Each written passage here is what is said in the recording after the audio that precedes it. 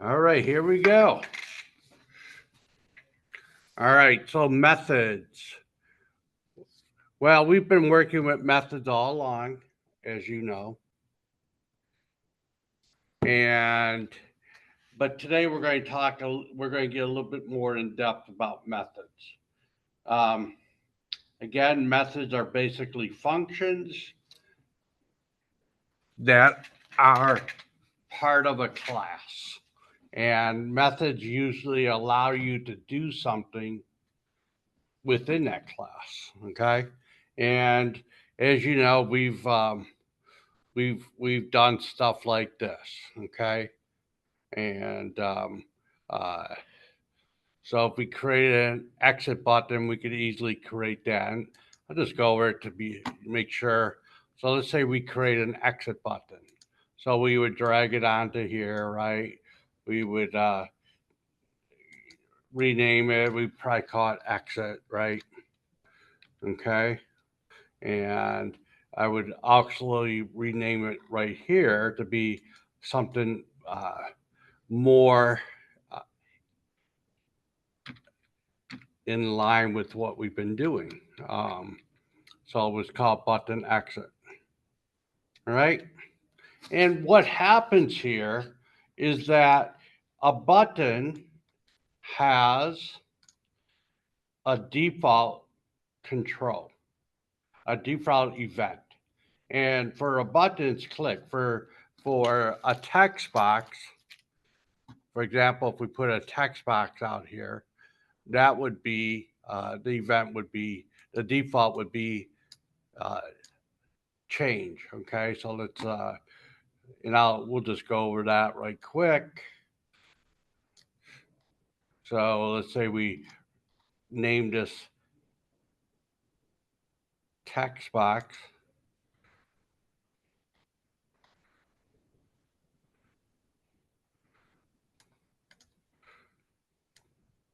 We're going. We got it selected. Yeah, I do. All right, good. Um,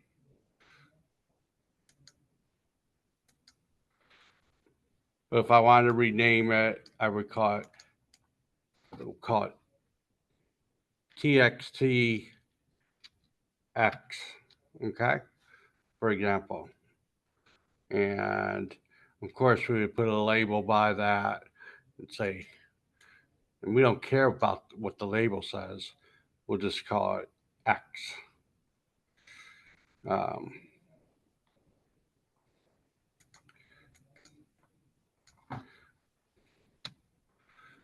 okay, so you get the picture there. But if we were to double click on this button, so let's take a look at the event for this button. And right now, the click event has nothing. But if we double click on this, we create an event for it. Okay, a method. We actually create a method.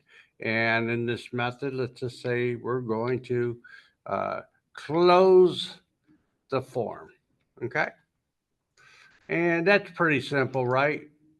But if we go and look there, now we have this event associated with this button. Okay.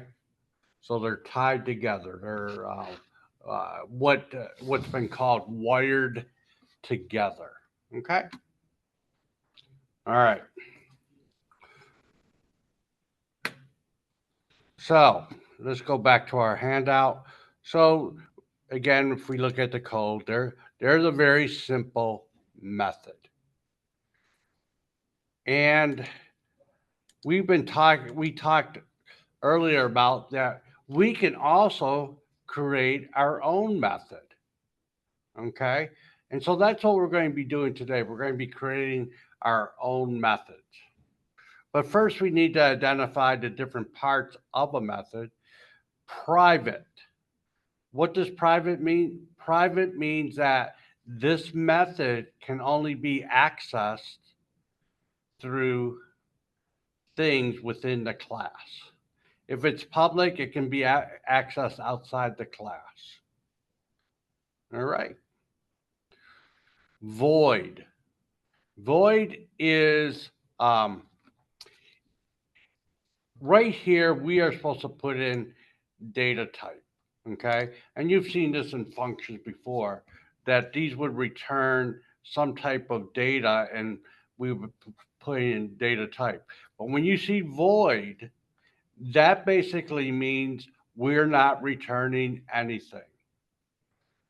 All we're doing with this method is we're going to be doing an action. All right? We're going to be doing some commands within here. In this case, we're going to close the form that we're in.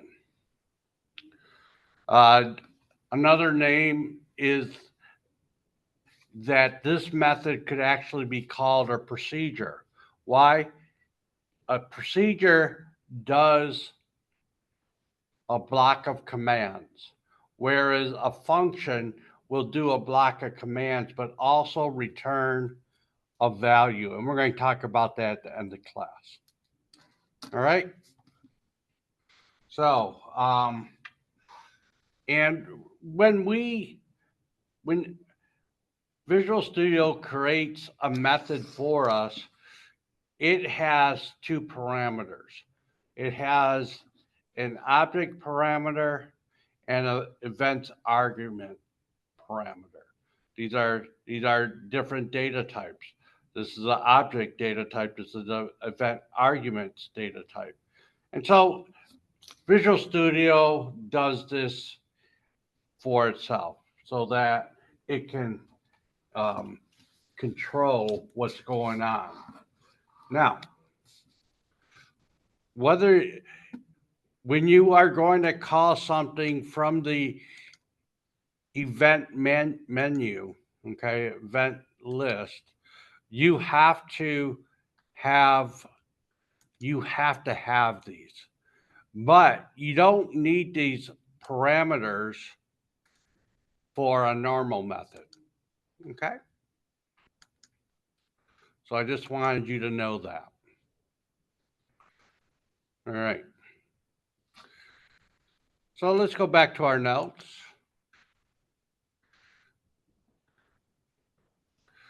So up to this point, we've been working with void methods that were event driven. Okay. In other words, when you did something on your screen, it caused this code to run.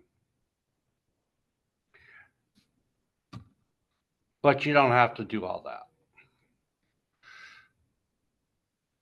So a method can contain several lines of code, obviously, and we've done some of that already, right? And one of the reasons to use the method is to do common code only once, or to separate out code that seems pretty complicated. So we could do something like this, for example. We could create a calculate button and do two different methods and call those methods. All right. So why don't we just go ahead and do something? All right. Let's go ahead back into our form.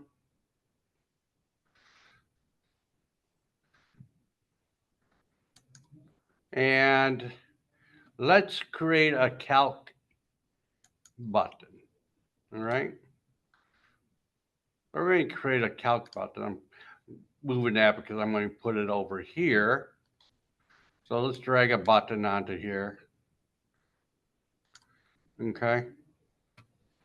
We'll call it calc.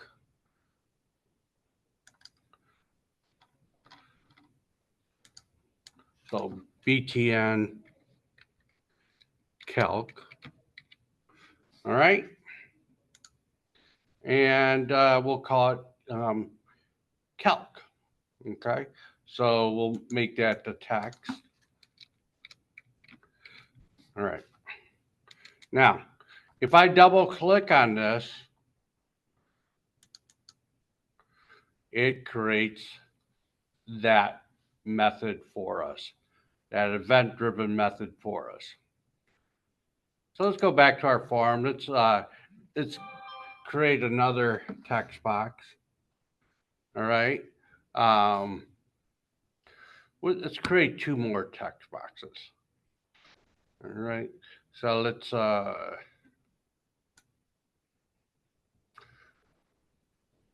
drag another text box onto our form. Okay.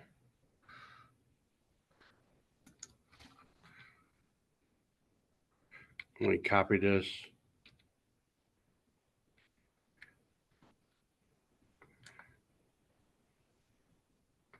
All right. And again, we don't really care what these labels are named. So we'll call this Y.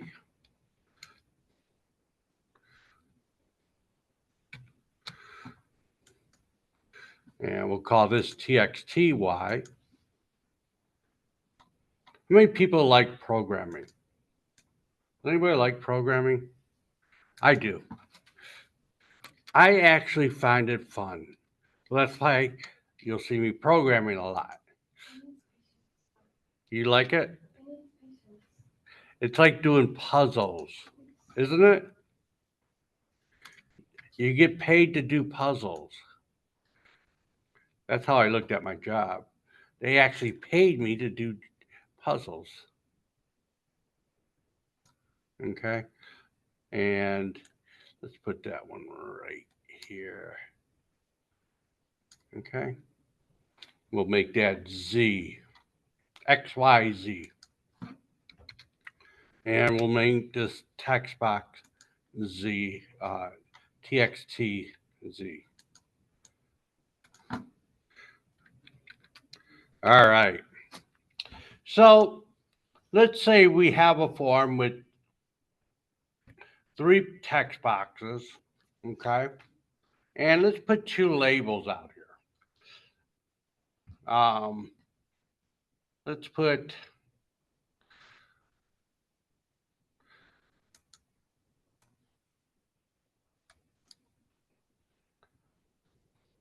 we'll call this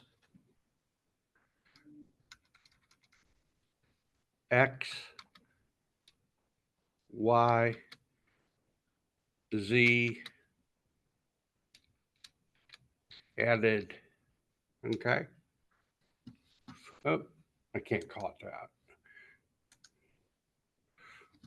We'll call it LBL added, okay? And we'll put that over here. And I actually want to call this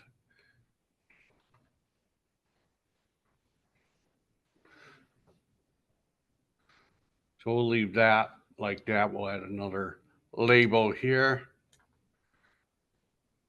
And we'll call that, we don't care what the name is. We'll call it X, Y, Z added.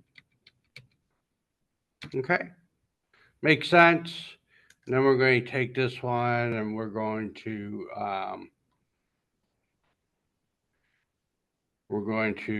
put a border around it because we're going to use it for output.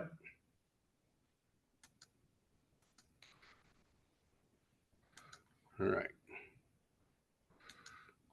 And then we'll copy this one over to here. And we'll say this one's going to be multiplied.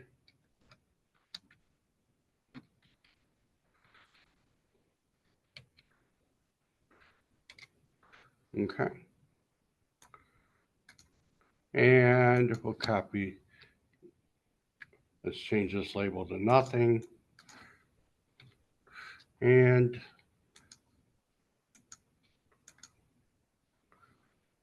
let's put some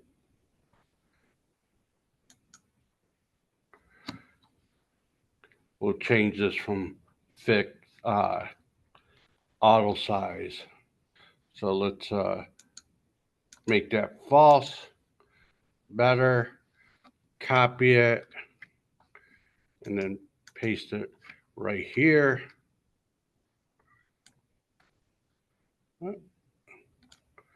Copy, Control C, and then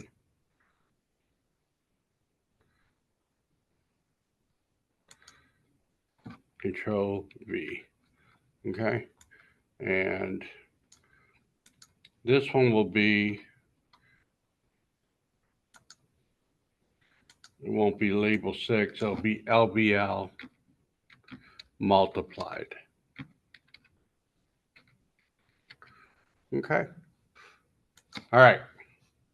So we've created a calc button, and we've created the method for it by double clicking on the calc button.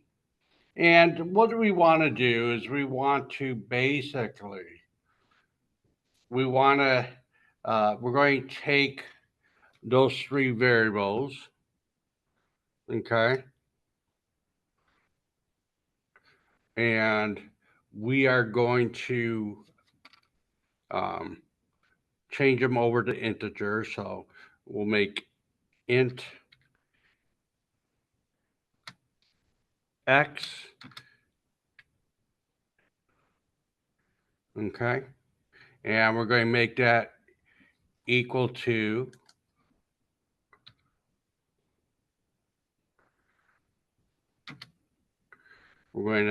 we'll just do a int dot parse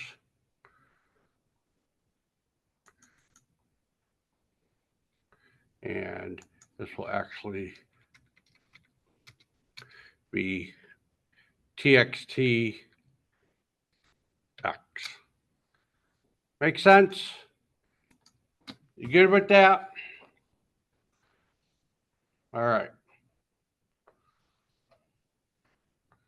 And we'll copy.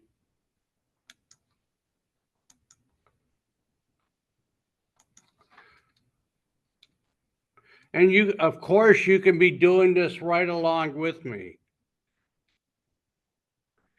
Okay? So we're going to make that y.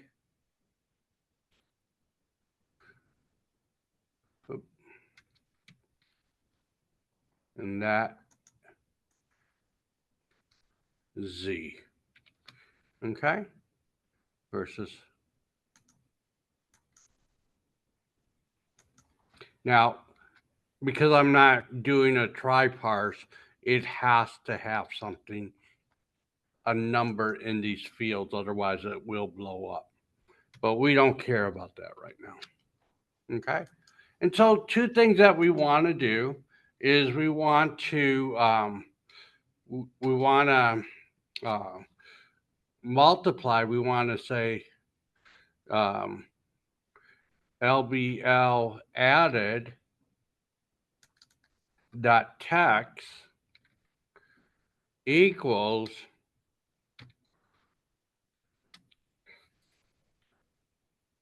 x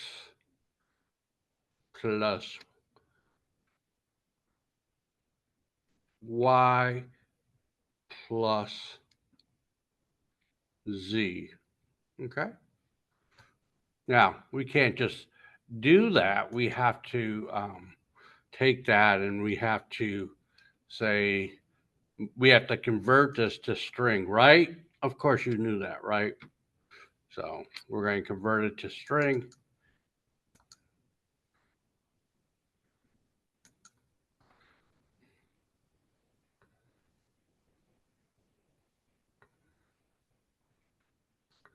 All right. So if we ran this, let's go ahead and run it.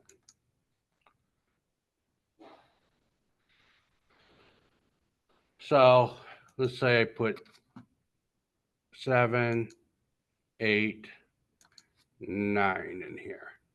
And if I hit calc, it adds those three up, and yes, it's correct. Okay? Everybody good with that? All right. But let's say we also wanted to do a multiplication. So I'm going to copy that. I'm going to make this multiplied.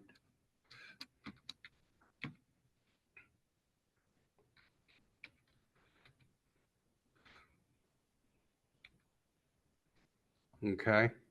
And this time I'm going to do the multiplication here.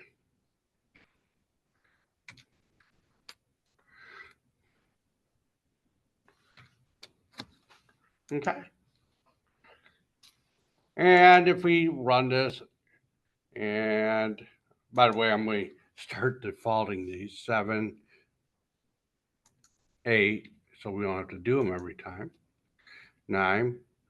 If we hit calc, and we get those two numbers. And I'm going to just assume 504 is right because I know computers are pretty smart. All right.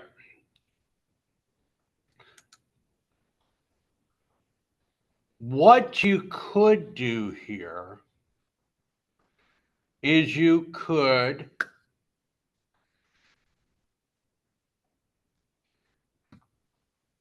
make your own methods. Okay.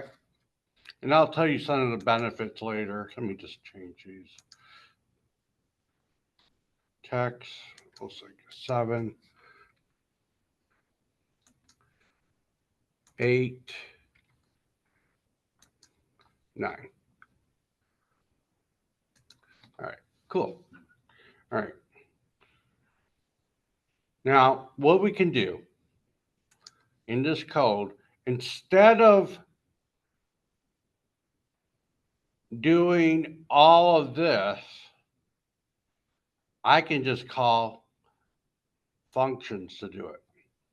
So let's say I wanted to make these functions. Okay.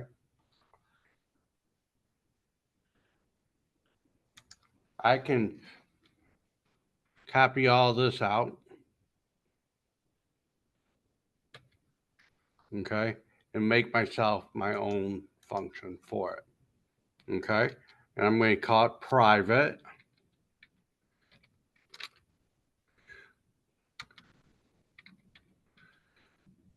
Okay. And I'm going to call it.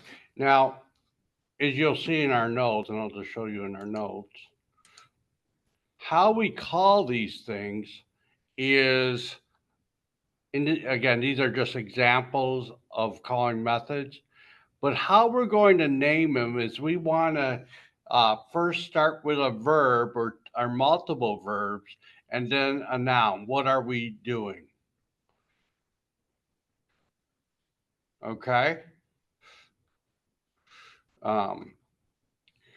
So going back to our program, we could call it add 3 numbers.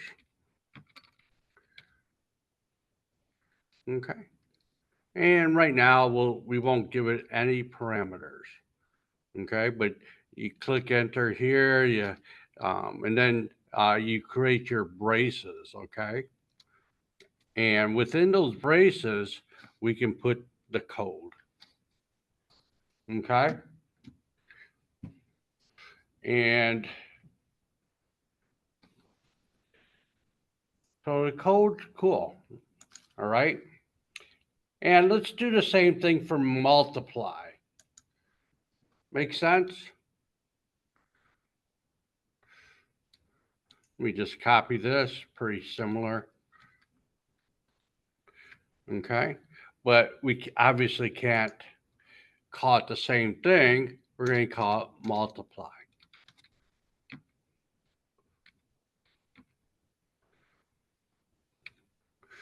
Okay. And so, and then we're going to just take this out of here.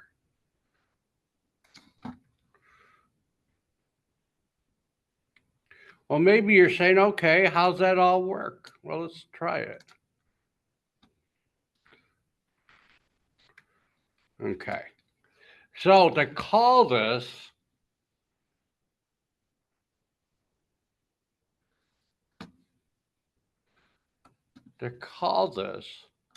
yeah, why would you create, yeah.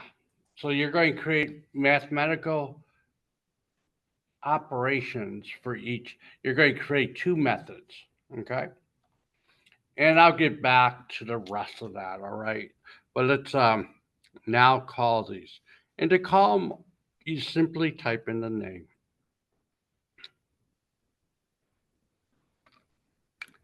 I'm looking, multiply three numbers. You always have to have the parentheses, regardless, and then we're going to, I just want to do this one first. We're going to add.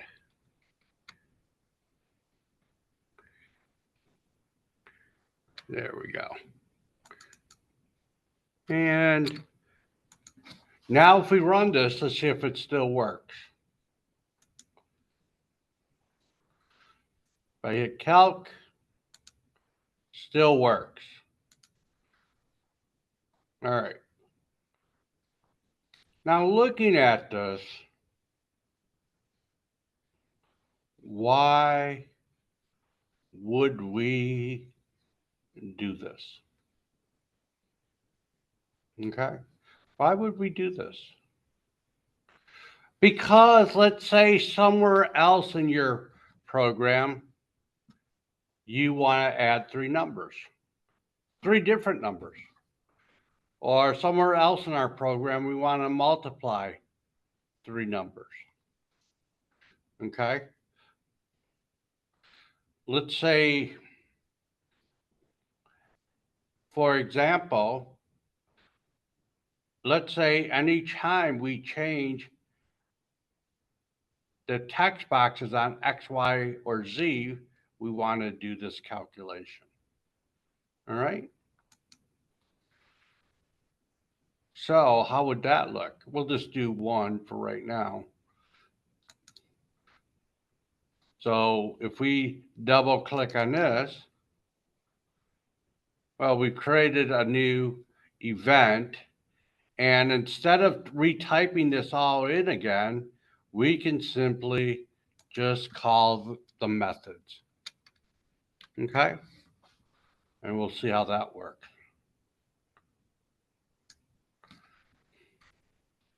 All right. So now we're calling these two methods from two different places. So if we run this, and I could hit calc, and if I change this to 8, oh, got a little problem here. It wanted to run it right away. So I would have to somehow delay that until it actually changed. In fact, what would I, because it changed as soon as I changed the text. So that's kind of a bad example, but I think you get the idea, correct?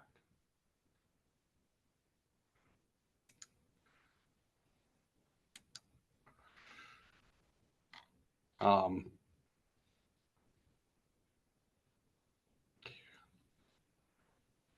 so let's go back to our notes and let's see where we are. All right.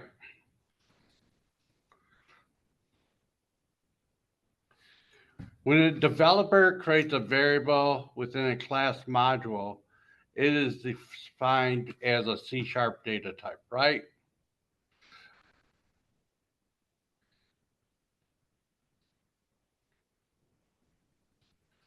So what you have to understand is that there are two things that data types do. Integer and number data types are always going to be passed. They're considered values.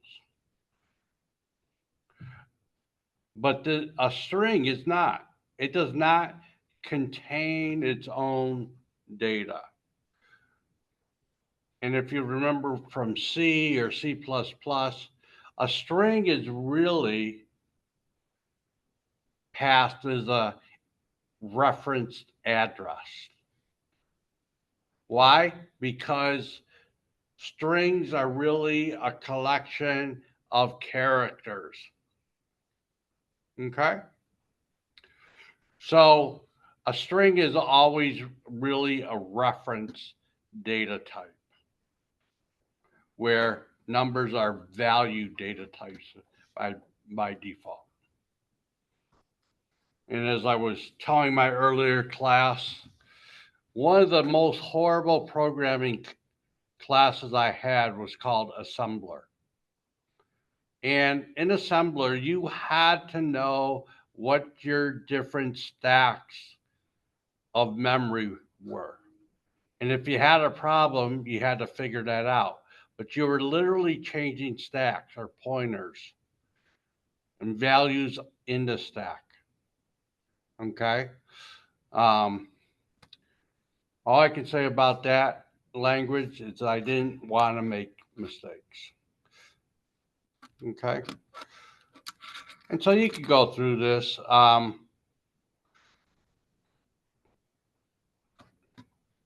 Again, we're not going to spend a whole lot of time on stacks or memory contents.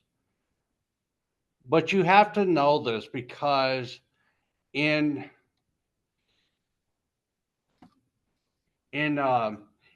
C sharp, when you are doing methods, you can actually pass things as values or references.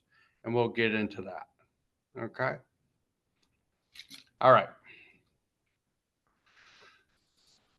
Another thing you need to know about methods is that you can pass parameters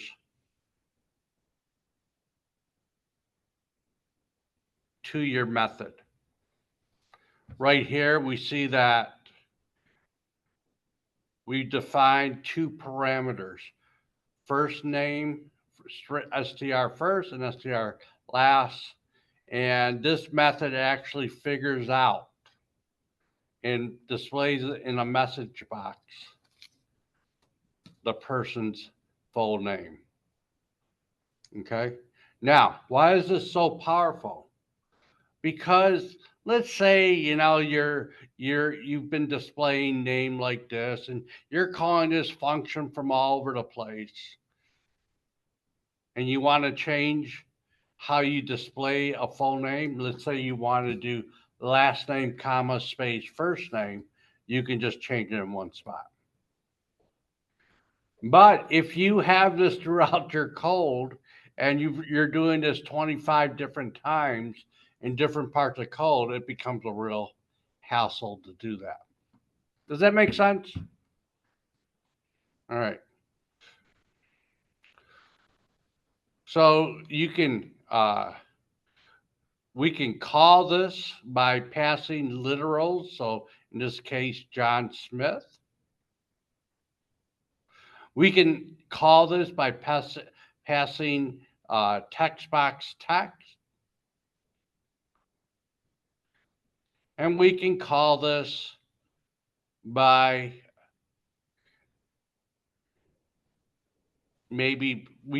what we can't do is this would be wrong. Okay. You don't define your parameters inside the calling of the method. You only define your parameters data types inside the method. All right. So a good question was asked today is what are these? What are these parameters? Well, they're kind of like defining these variables inside of your method, except that they are initialized to where from the calling procedure. Okay. Um, and I'll show you how that works. But these are variables. These variables, str first, str last, are only alive, or in other words, only have scope within the method. Once the method is done, those variables are killed off. Maybe that's the wrong word, but you get the picture there, right? Um, and so that's kind of what's going on with all that. I'm just checking again the attendance, make sure I didn't forget anybody. All right, all right, all right, all right. So yeah, so example 3 would be wrong because you don't include data type when you call the function.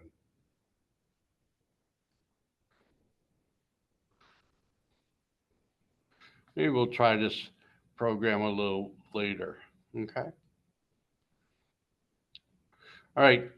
Named arguments and default arguments.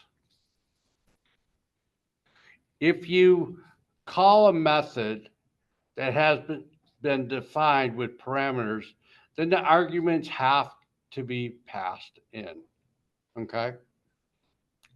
The examples so far have to be passed in by position. The first argument is first, second argument is second, so on and so forth.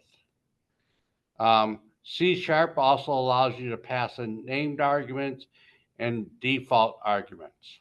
Okay, and you can see that down here. This if it's a named argument, you're telling it the name of the parameter, and that way it doesn't even have to be in order. You can also assign a default to an argument, and you do that by equating, assigning a value to that argument. And if that parameter is not passed, then you will it will take the default, but you can override it. Now, in this case, what's going on here is you have to put your default, if you're going to have a default argument, it needs to be the last parameter. Okay. And we'll mess around a little bit with that. All right. So let's go back to our program. Is everybody wide awake? How about you all online? You still with me? A couple of you are. Oh, no, a lot of people are. Wow. All right. No questions online? All right. Let's go back to our program and mess around a little bit further. Okay.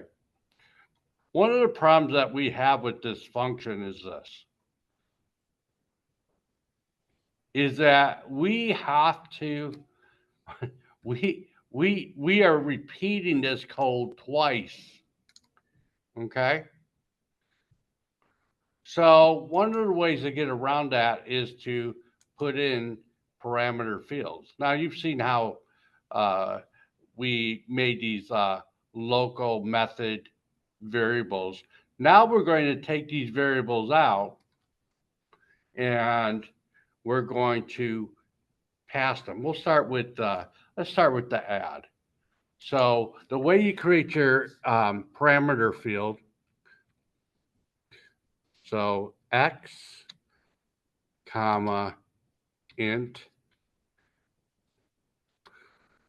y comma int z. Okay. And so when we call this, what we can do is we can just call it with that info. So let's take this out.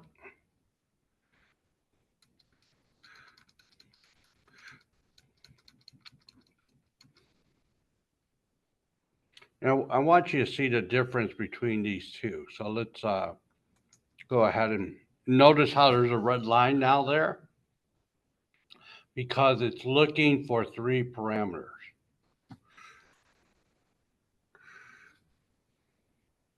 And by the way, I might have to disconnect this one.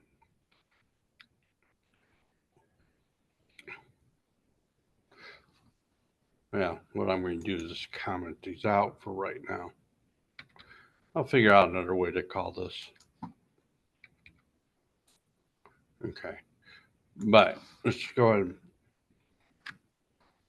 and you press A. What'd you do? Not much. I'm just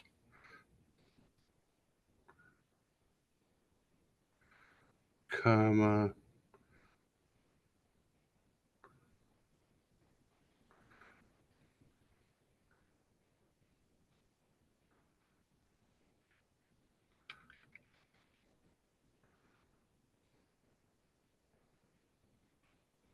So what we're doing is we're going to pass these text boxes as parameters. Okay, so we're going, we don't need that, of course.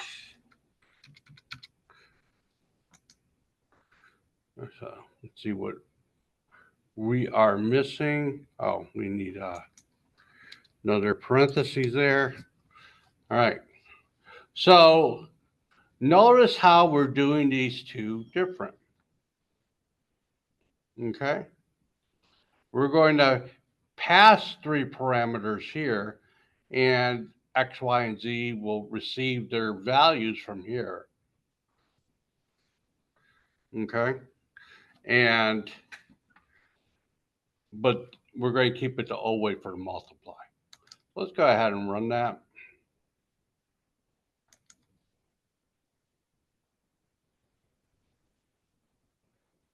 And we get the same answer. Okay?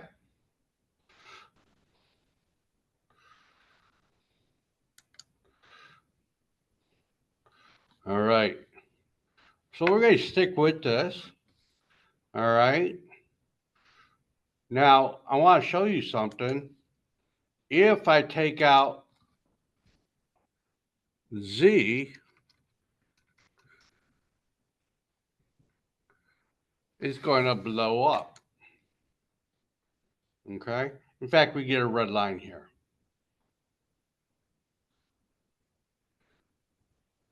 But if we make this a default, like let's just say equals 10, all of a sudden it will work. And if we don't pass it, it will actually take the number 10. So if I hit calculate, took 10 instead of 9. Now, if I do pass that parameter, all right,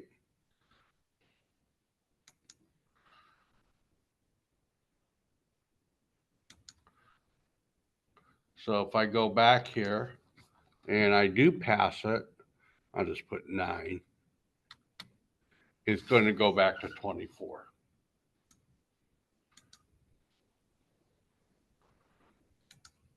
Okay.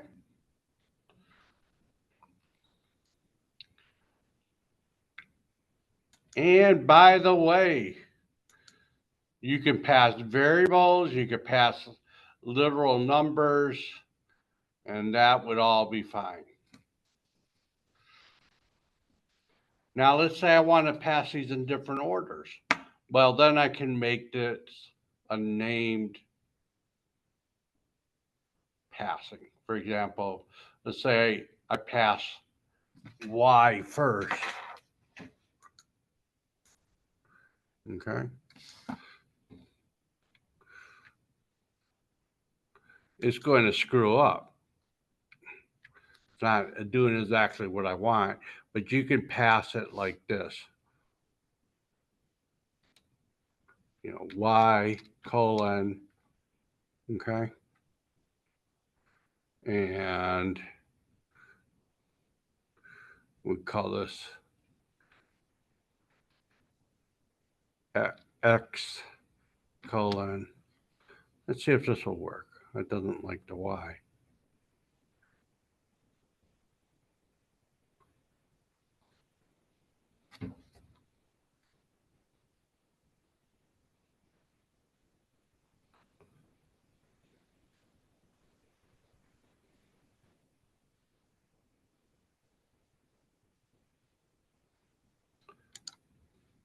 Let's see if this will work.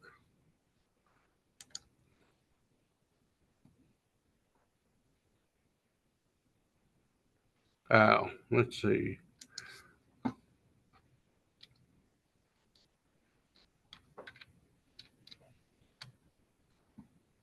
Okay. So you have to name all, if you're going to use named arguments, you have to name every one of them. Okay. All right.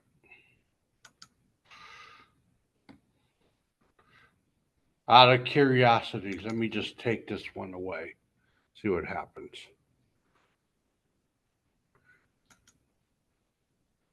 It worked. All right.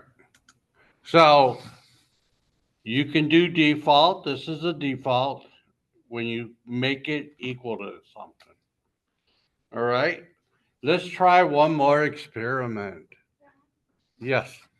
So every time you call the add three numbers, you have to also type the convergence in the parentheses. Like you just can't call it on its own. Well, we could.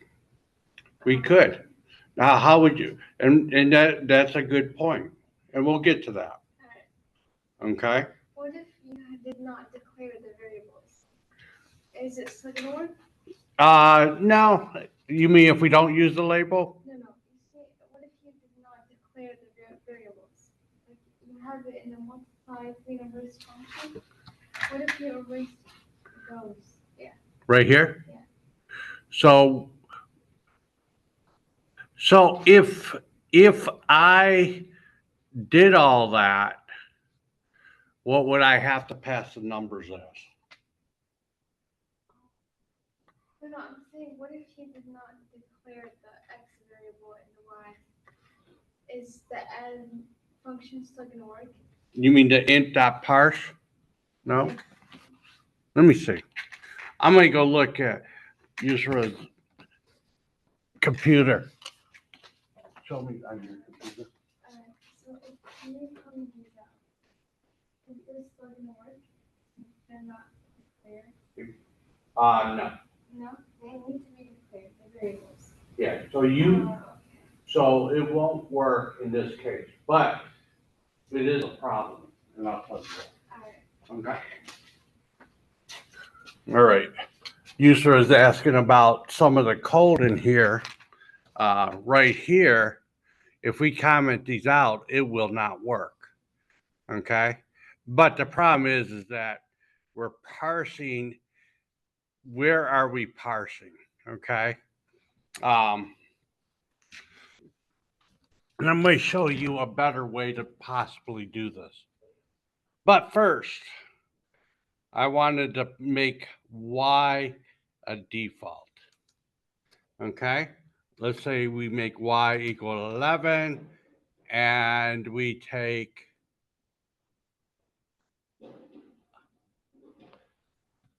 this out. Okay. See if it'll work.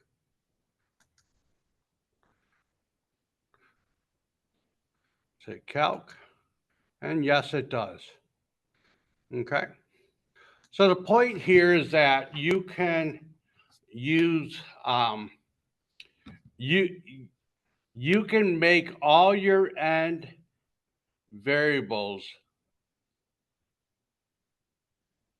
a default. Okay. And let's just try passing it without being a named variable. See if that'll work. Yeah. All right.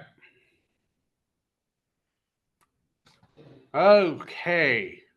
So far, so good. Right? Right. All right. Now, I think user is uh, showing us a little problem that we have. Okay. The problem is that we have to keep on parsing these out. Okay. All this. We have to always run this.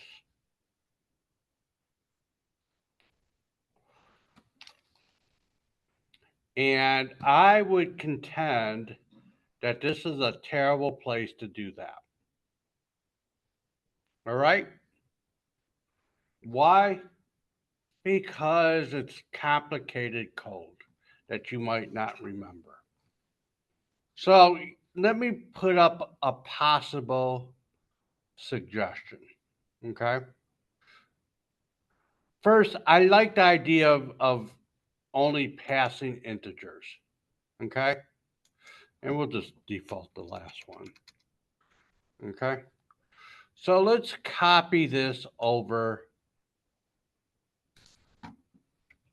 to here.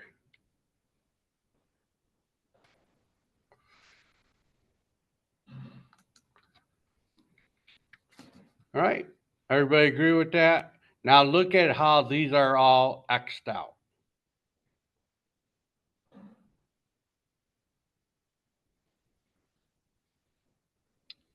I believe Makes that sense? they will conflict.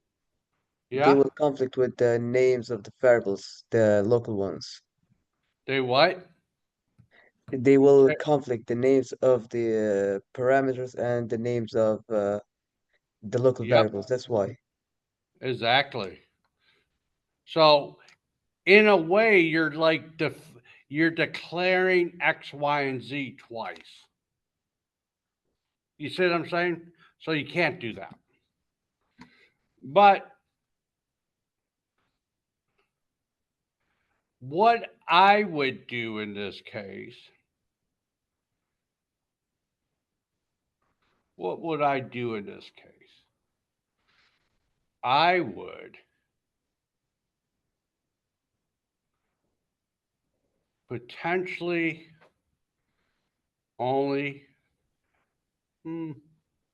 what would I do?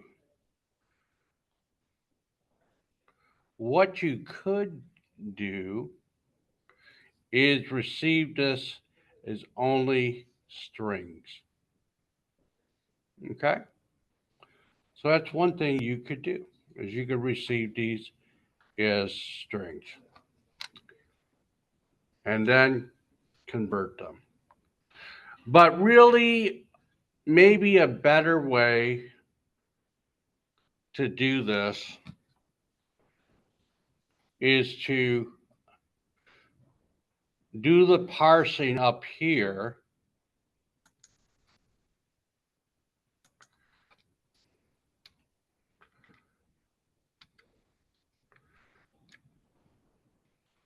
and then pass these variables.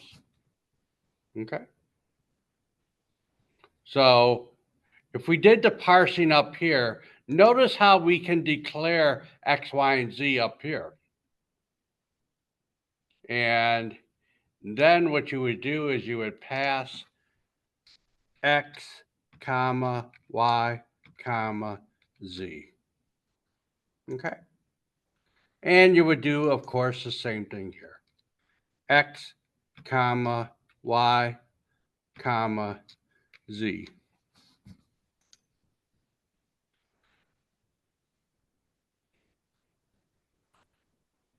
And of course, this will work. So we'll just try it to make sure. And we'll do the calc button, and it works. All right. All right, let's go back to our notes for a minute.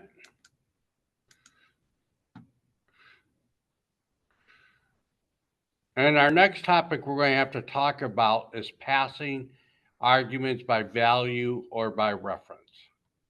And this is kind of interesting, okay?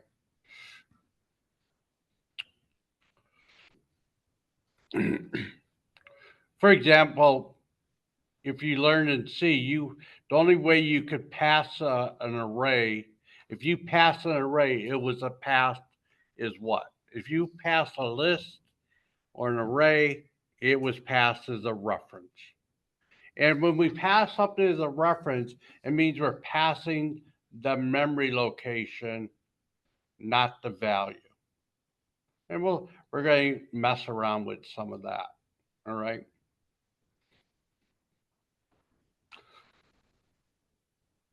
Who's showing me their screen? Oh, I'm showing them.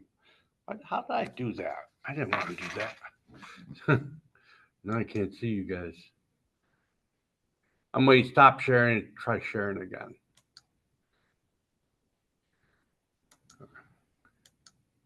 Okay, there we go. All right. So let's go back to our program. So we've learned about defaults. We've learned about named arguments. If you don't use named arguments, you have to pass them in the order of these. Notice how we've used X, Y, and Z multiple times. We've actually declared X, Y, and Z 3 different times. Okay? But because they're local to the method that they are in, it don't matter. All right. So we cut down some code. Now, just to show you,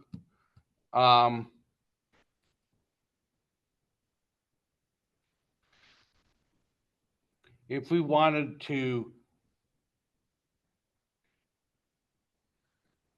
we could pass any 3 numbers we want to this, okay?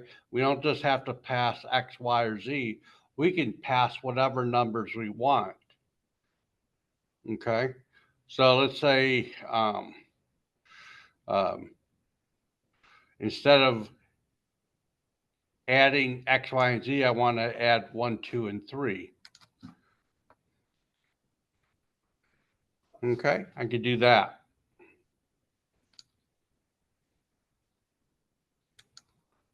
All right. And so you could see the value of this. You don't just have to pass the text box, that you can call this and pass whatever you would like, whatever argument you would like for those parameters.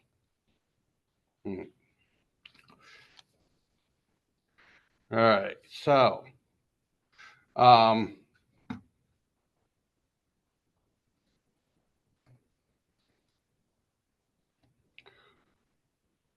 trying to think what I want to show you next here.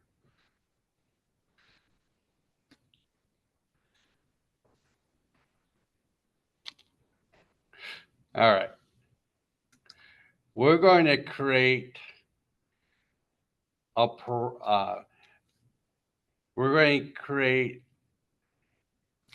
parameter that is output. Okay.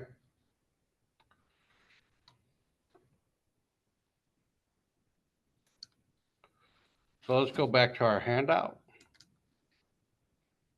Oh, we got to pass something as a reference. Okay. Let me show you something. If you pass something by a reference, it will actually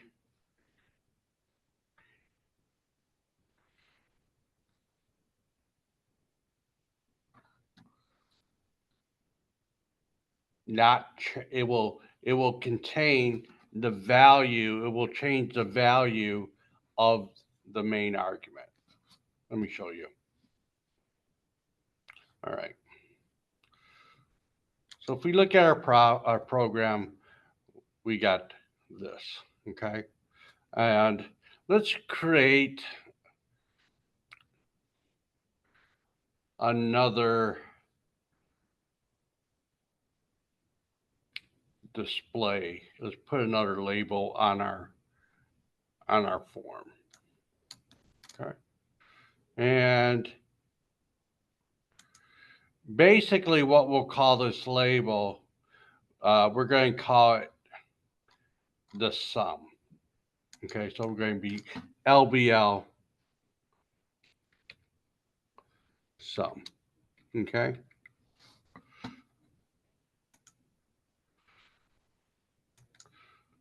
And we're going to make the value initially 0.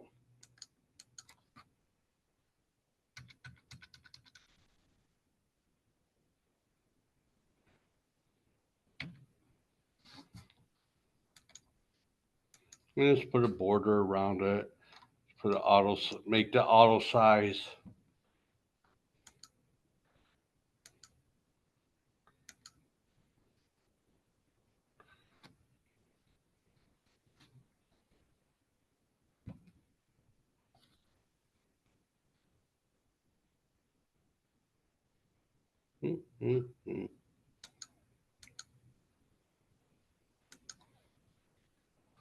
And let's drag a label by here and call it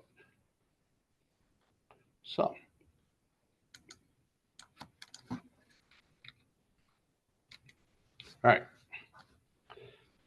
And basically what we're going to do is we're going to pass sum. Okay. And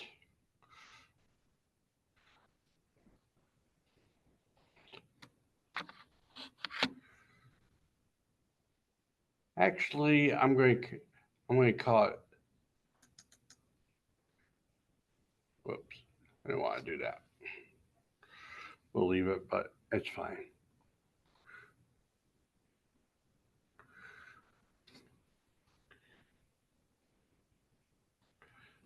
So we're going to have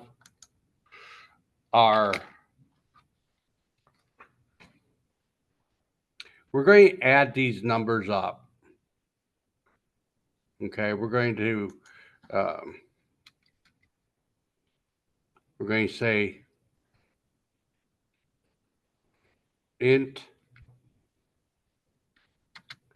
We're going to make 2 variables. Okay, and we'll call these strings. We'll call it sum1 equals. Actually, I want to make it a string.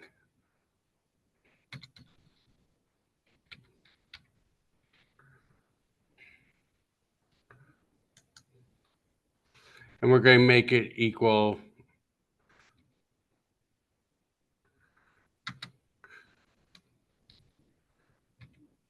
x plus y plus z, and we'll make that 2 string. Okay.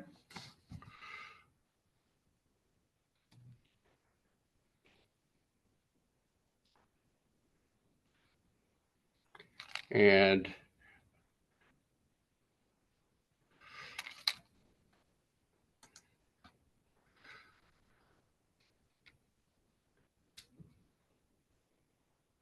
so we're going to have 2 labels. We're going to make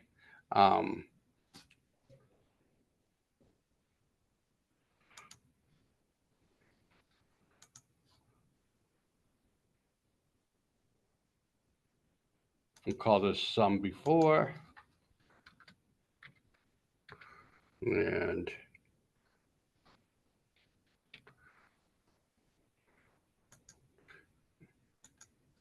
so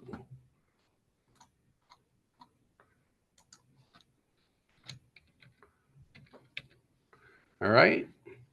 And then we're going to do a sum after. We'll drag them down here. And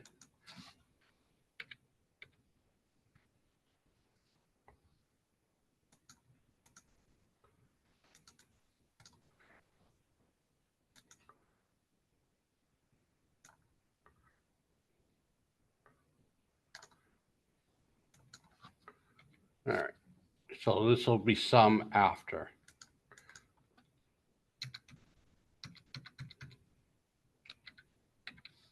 Okay.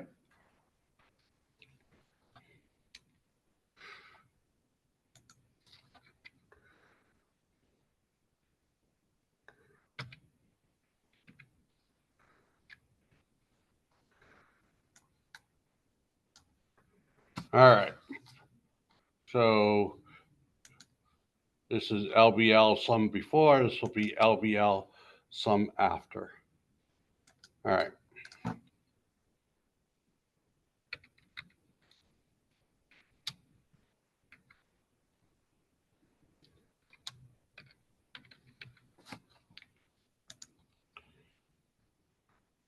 All right.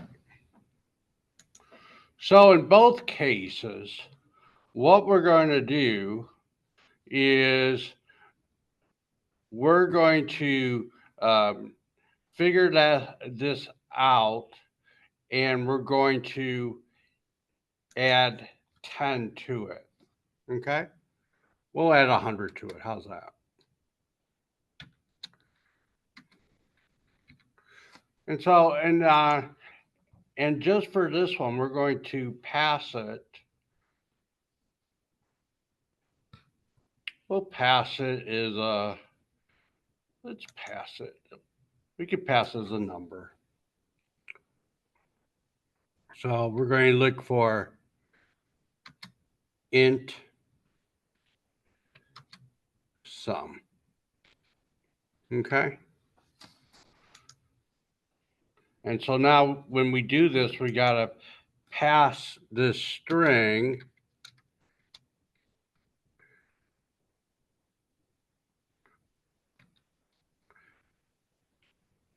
we got to parse it into an integer. Okay. So int dot parse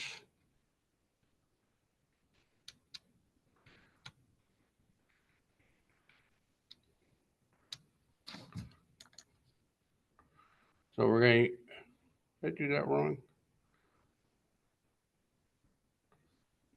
I believe a comma before integer. What did I forget? Comma. Oh, yeah. Good eyes. All right. So here's the thing. I'm passing this as a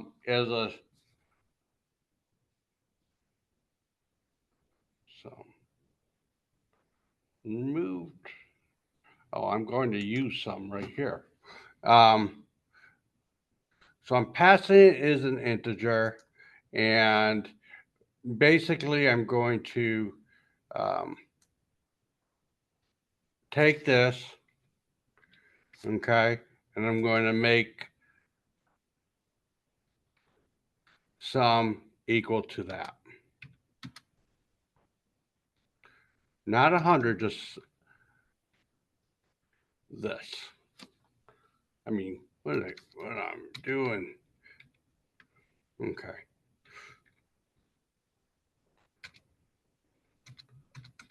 I'm glad you guys are watching me. And if we did a message box, look, we don't have to figure out what sum's going to be, right? We know what it's going to be.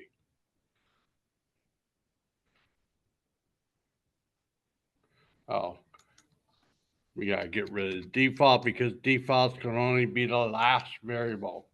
All right.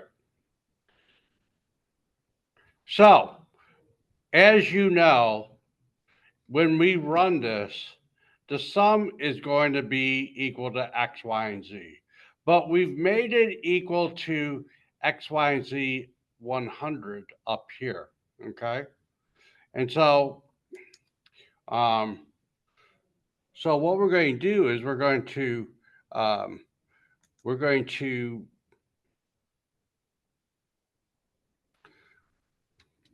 make that label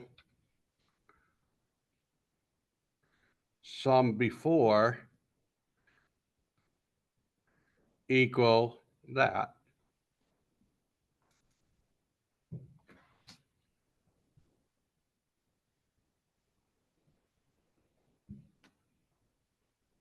Actually, I don't like what I'm doing here. Let me.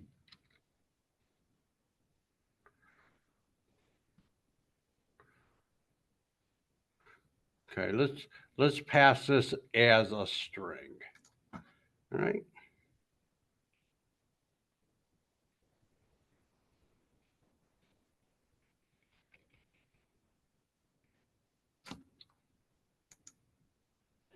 And we'll just a string.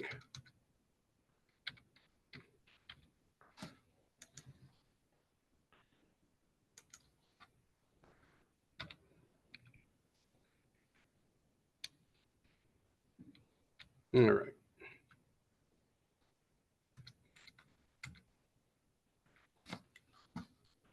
So let's see what we got here. So what we're going to do is we're going to add X, Y, and Z plus 100 to the string.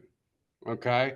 And so it's going to display that in this before text box.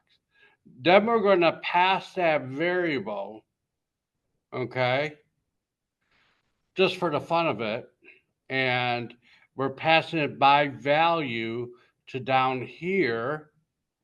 But yet we're going to figure out some down here and receive it down here. Make sense? Let's see if it'll work. Okay. So if I hit calculate, okay,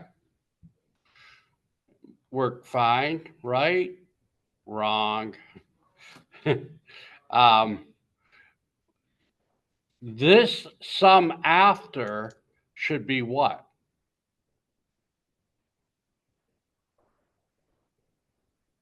$24. Okay.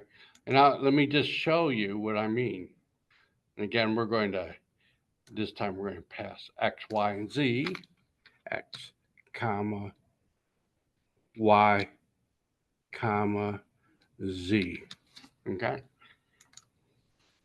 So we calculate the sum down here to only be 24, not 124. Make sense?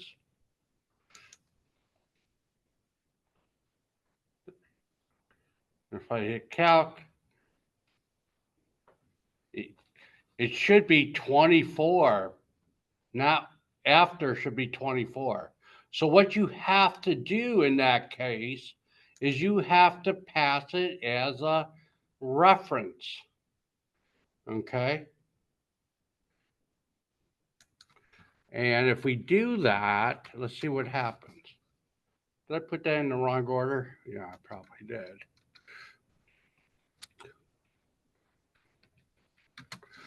Okay, now let's watch what happens. Oh.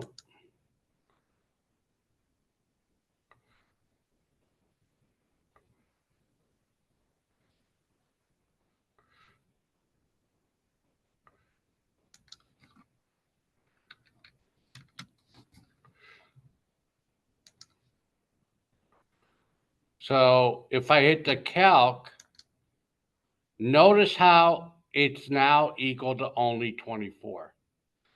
Let me explain. All right. When you pass something as a reference,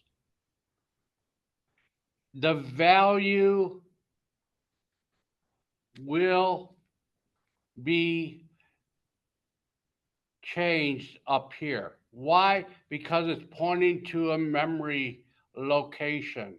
And so when we change sum down here, it's actually pointing to the same memory location as str sum 1 is up here. And many times you do want to pass things as a reference. Again, lists are a great example of that. Do you all understand that? Just a second, the ref keyword, you mean the value will be in the sum before you added the 100, right? Yeah. So I added 100 here within this method. Okay. And then I pass it. Now, it doesn't matter that I pass it, and I recalculate some down here without the Okay. 100. But yet it changes, it really changes this variable right here. Okay. And so when it now that variable is equal to 24, not 124. Because I passed this as a reference. And when you pass something as a reference, it's going to take the value in that memory location. Okay. Um, Okay. Yeah, the we can say the initial value. say what? We can say the initial value Yeah. of the variable. Okay. So the initial value right here is 124. Okay. I mean, I could literally type in 124 here if I wanted to. And when I pass it, it's not passing it as a value, but as a pointer to a memory address. Okay. And so, and this is, and whatever parameter is receiving that argument is going to be pointing to that same memory address. Okay. And so, whatever we change this memory address to, this this variable is still pointing to that same memory address and will display that new value.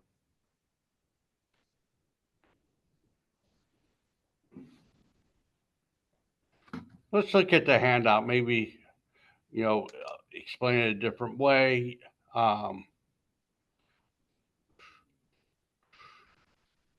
It walks through a relatively complicated answer here. Okay, and that's why I wanted to do my own. But you can also practice with these labs for the lecture. Okay. Now,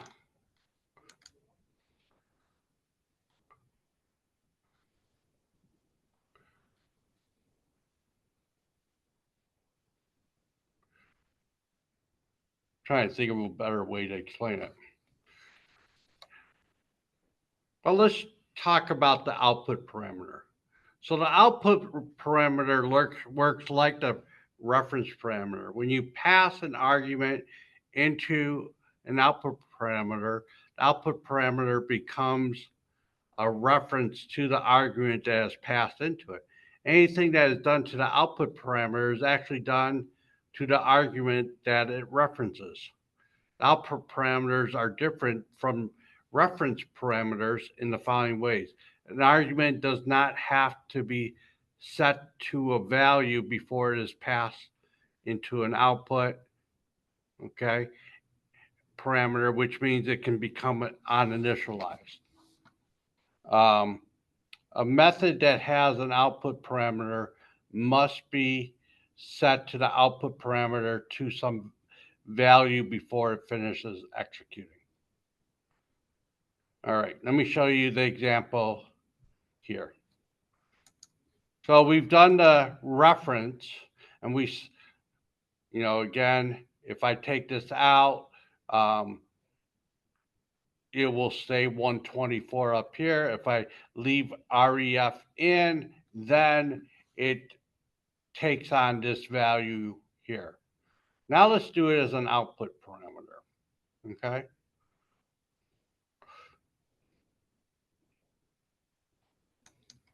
Okay, so what we're going to do is we're going to make first we're going to make this an output parameter. In other words, we need to put a value in there. Okay, and this is going to be an output parameter to correspond to that, right? Now, the first thing you notice is I don't have to initialize it. Okay, I don't have to create that variable to pass it.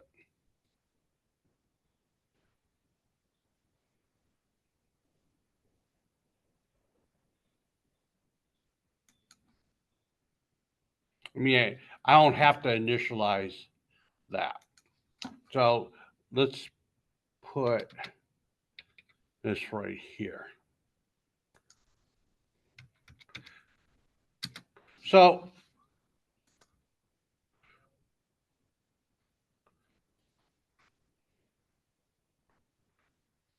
let's, Excuse me. So, as I see the code now, after you printing or setting up the text for the sum before, the text, when we call the function will have the same value, or the string someone will refer to the value of the sum variable that is inside the function, or that is inside the method, the local variable sum. That's why we will find 24 instead yeah, instead of 120. Yeah, I get that. So it's like referring to a variable inside the method or within the method. yeah. So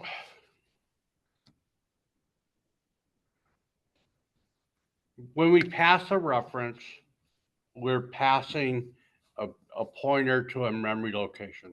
It's going to kind of be the same way with the output. Okay. So right now we're going to pass, we're not going to initialize this. So, and because we don't initialize it, we're not going to initialize it. We're not even going to use this text box. Okay. But when Yes. we come back, we're going to assign a value to this, and it's going to be received in this variable right here. Yeah, I believe that we have already used the keyword out, or the out keyword with the We try may have, parse yeah, we with may try have. parse. So let's just make sure it works, and it does. Okay. So it works very similar to the reference, but you don't have to initialize it. You can initialize it. Like, I can make it, you know, uh, equals, Brett, my first name. Okay. And it'll still work. See, it didn't never display Brett, displayed 24. But you have to, inside the method, you have to assign it something. So this variable right here, sum, I have to assign it some value. If I comment this out, this will blow up. Well, it already blew up. See that? Because you have to assign it something. All right? All right. Well, we got one last thing to do. We have to show you methods that actually contain, they return something. Okay? So we've been messing around with this for some time. We're going to take all that sum stuff out. Okay? We're going to go back to our original way. All right? And let's just go ahead and take that out. Make everything look kosher, look good. All right. So I'm going to delete all this. All right. And I'm going to delete this. I don't even care about this anymore. All right. So here, where we were returning sum, we can actually return this value. Okay. So we can do return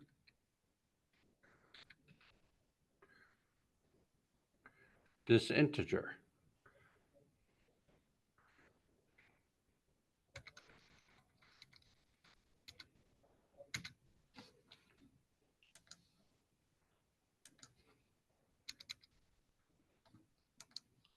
Okay. Now, when you return some, and by the way, a lot of methods are like this, you have to tell the method what you are going to return.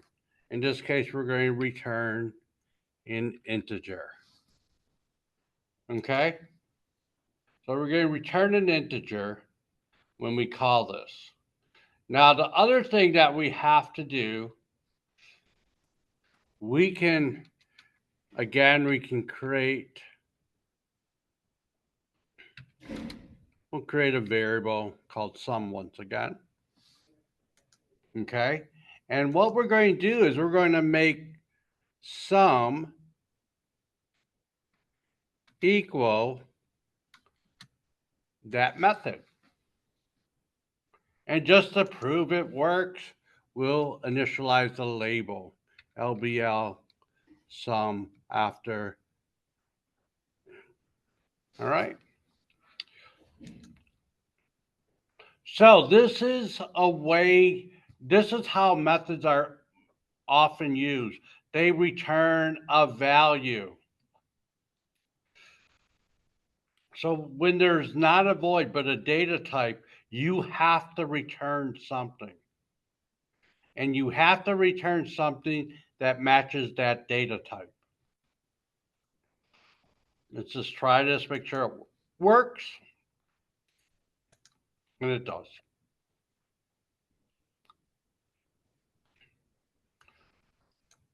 All right. Now, let's do a Boolean. How many people like Boolean?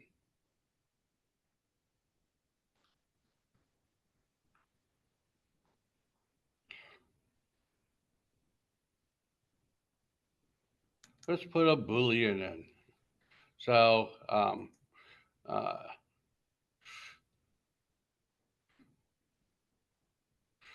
let's add a label. Let's just change this label. We'll call this label true or false.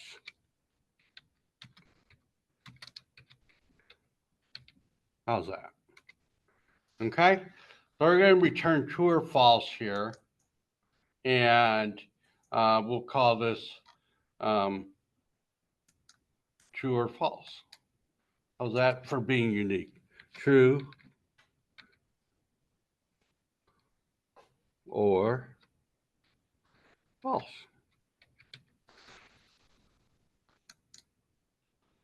Okay. And what are we going to do? We're going to supply a number to compare to these three numbers right here. All right. And I'm going to leave this text box open. And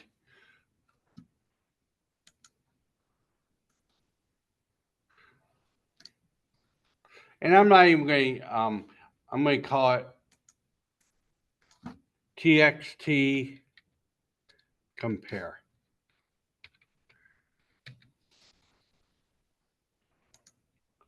Okay. And we're going to make one more method for that.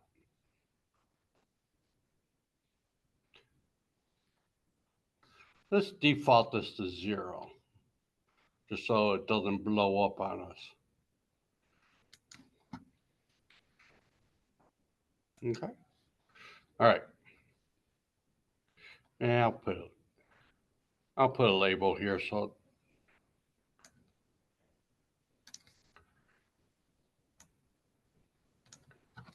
we'll call it number to compare.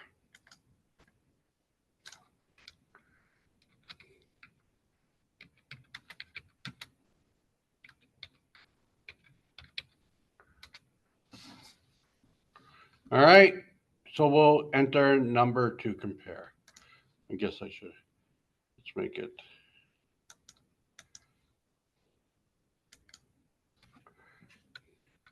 All right.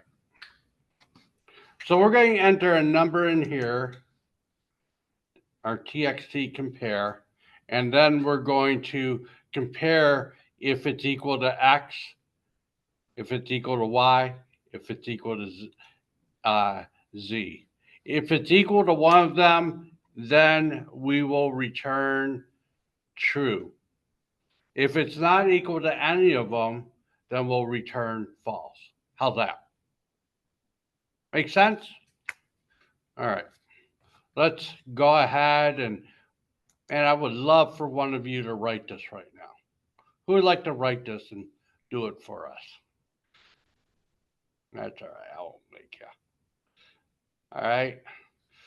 So what we're going to do is we're going to create another method, and let's just go ahead and create it.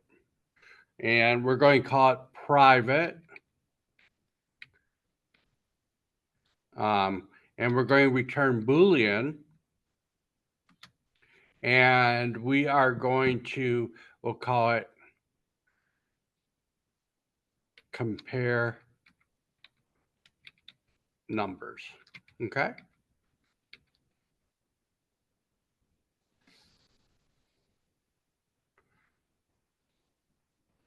And again, I can pass it X, Y, and Z. And in this case, also the number that I want it to be compared with. Okay. So,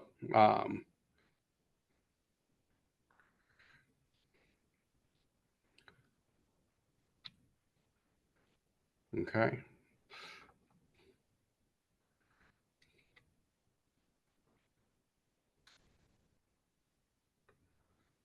It's already trying to compare it for us, but I love IntelliSync.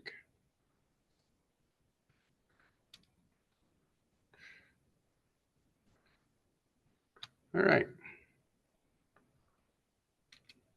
Okay. And so we're going to send it a fourth number. Okay.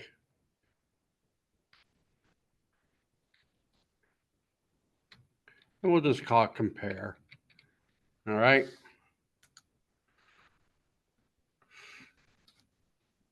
And then we need some if statements. If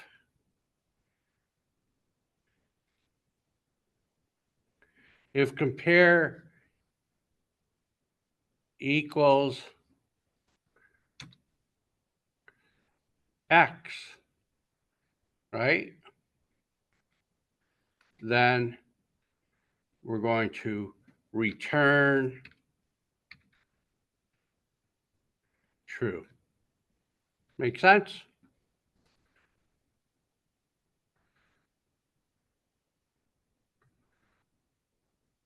And I like this to be indented. So we're going to copy this.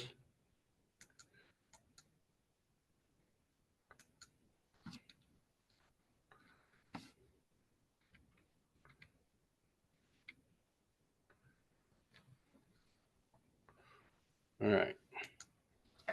And let's make this. Oh, I'm using lowercase. All right, that's fine. All right.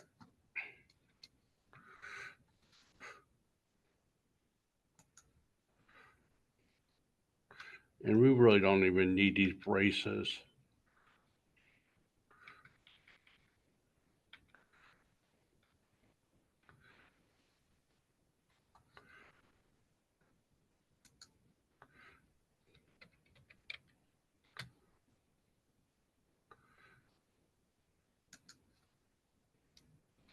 And yes, I could make this one compound statement. I get it. I'm doing this for effect. Okay. And oops.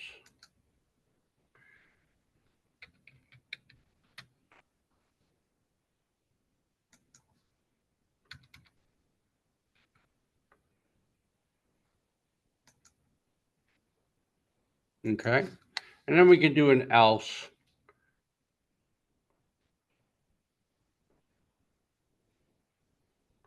Or we could let's just let it fall through to the next statement. Okay? All right, so let's go ahead and run this and see what happens. All right, so let's put a number in. If I put in 9, what should my Boolean be?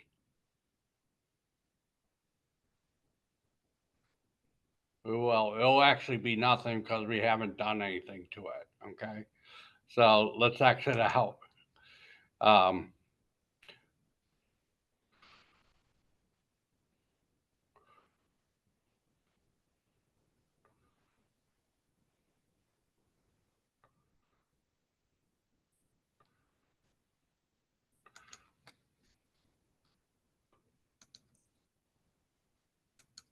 LBL compare, text compare. Okay. Wait, what did I call this? Oh, LBL true or false. Okay, good. So watch what I do here. LBL true or false.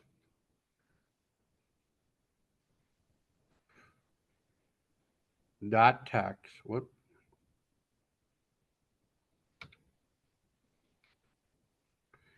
Equals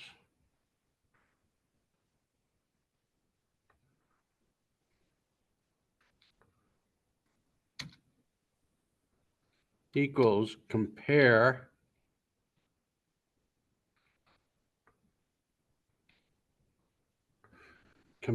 numbers, and we have to pass X, Y, and Z, right?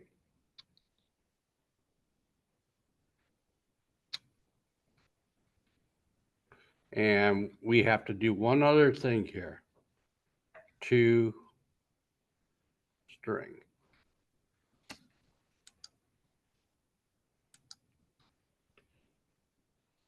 Just the fourth argument. What did I forget? The fourth argument, integer compare.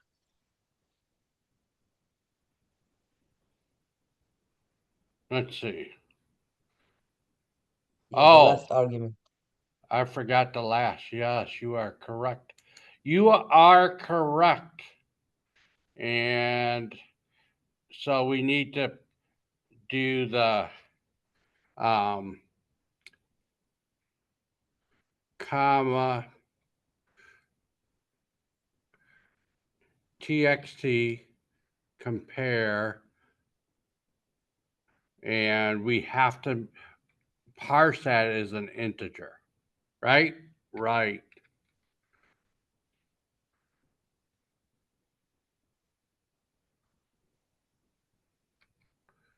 And we got to put that in parentheses, and of course that in parentheses.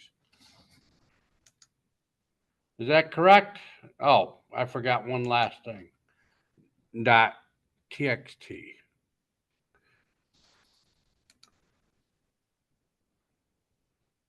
Oh, capital T. My bad. There we go. All right. So let's go ahead and run it. Let's put in 9. Let's see what we get. We get true. Let's put in 10. We get false. All right. Does that make sense, everybody? We've returned 2 different types of values. We've returned an integer, and we've returned a Boolean value.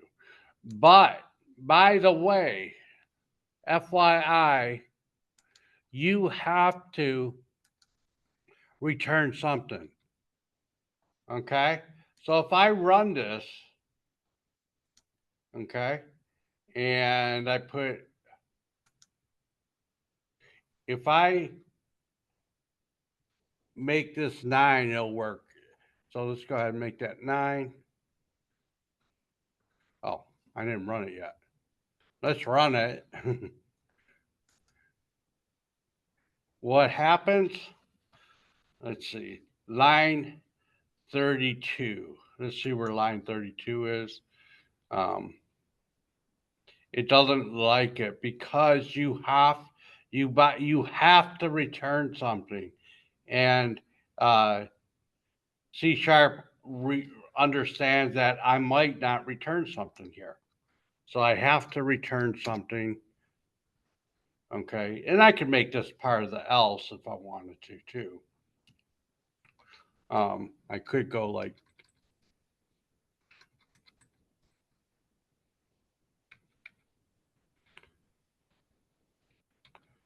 whoops. How did I spell that wrong? Okay, this should work. So, calc false. If I make it 8, true. All right. So, that, my friends, boy, we got 1 minute left. How can we spend it? All right. So that's that. I'm going to stop the recording.